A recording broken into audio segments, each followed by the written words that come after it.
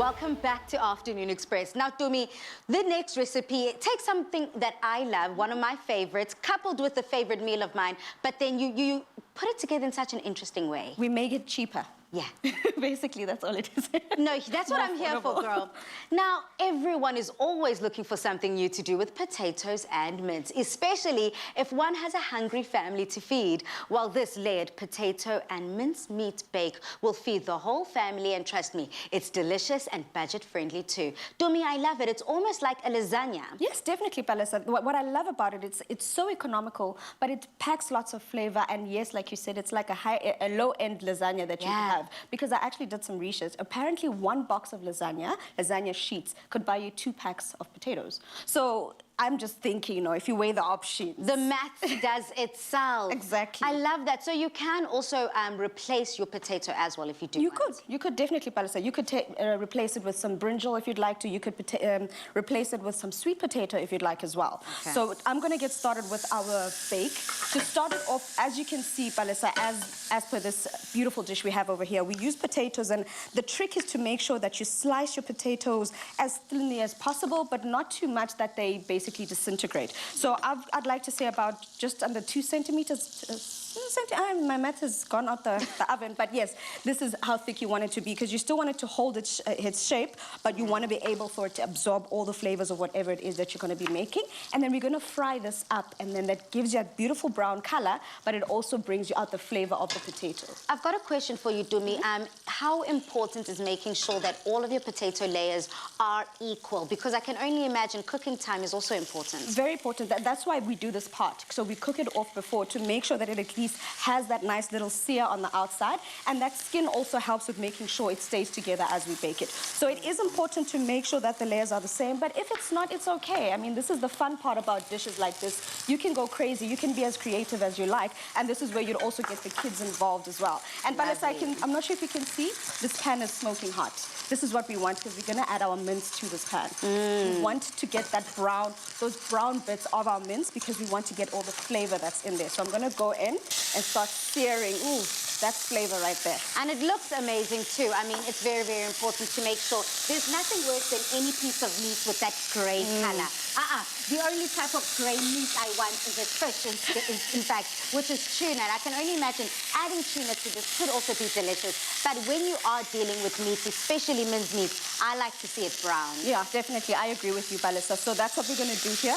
We're going to get a nice, beautiful sear on our mince. We want to not have that brown, the grayness. We want to have it nice and brown and cooked down. Okay. So I've reduced the heat only because I want to start actually adding all the other ingredients to this. And I was just gonna just let South Africa know about so far what's happening on my station. Oh, yes. Because I can see I'm like quite steadily going on, and I don't want you to miss out on any of it. So I'm creating the white sauce that we need to put together this beautiful mincemeat and potato bake. I love a lovely saucy kind of bake. Every single time I put that spoon through, I want that sauce to come out. So I'm making it quite saucy. I've already put the butter in. I've added the flour. I've added salt and pepper to flavor. And then what I love to kind of look out for is that popcorn smell.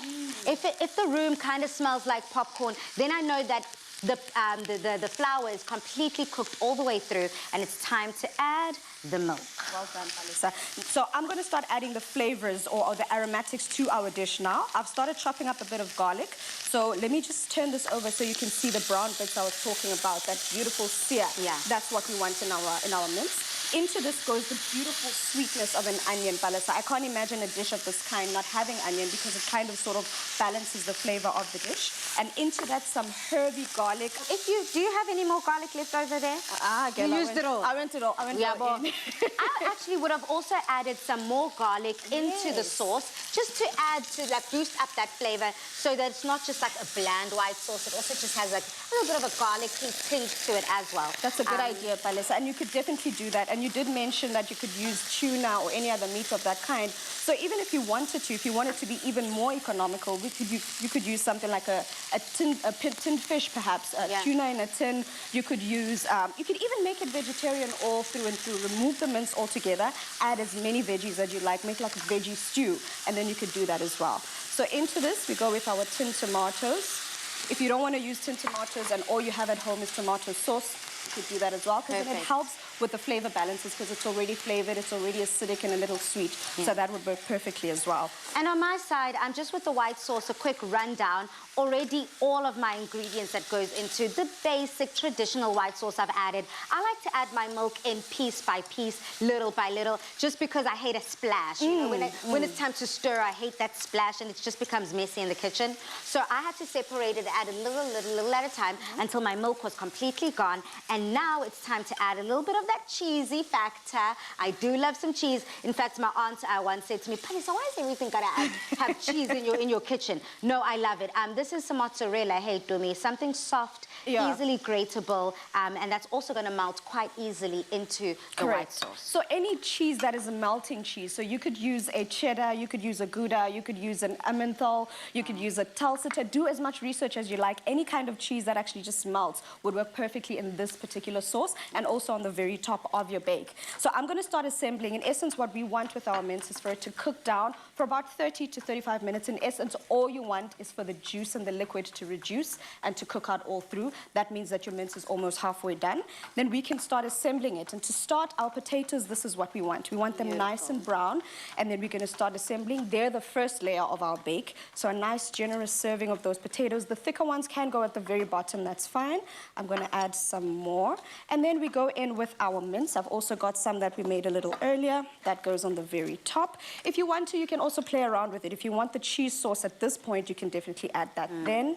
If you want it at the bottom, it's completely up to you. This is where you just play with it and do whatever makes you, you know, happy. And I kind of like my cheese sauce in this consistency, just so that it can also help hold together all the ingredients, because I do not want anything soggy on my plate. I want it to be able to still hold its shape. So just like that, then the cheese sauce layer goes on. Perfect. Do you have any more leftover cheese, Bali, by any chance? Nah, girl, I finished that. I finished that. And you know what? As soon as you mentioned, I'm going to leave this here with you for you to finish it off, Dumi. But as soon as you mentioned that adding a little bit of cheese on top just to make sure that it's nice and golden brown, that's definitely eating with your eyes first. But what you've done is perfect because you've added a lot of the cheese into the sauce. What actually happens is even as you bake it, because there's cheese, it's going to go nice and brown at the top either way. Winning! Very much looking forward to getting into all of that absolute deliciousness. And to get your hands on this recipe, just go to afternoonexpress.co.za. Now, when we return, we're serving up the first of our 2 desserts, a golden syrup cake with caramel topping. Yum.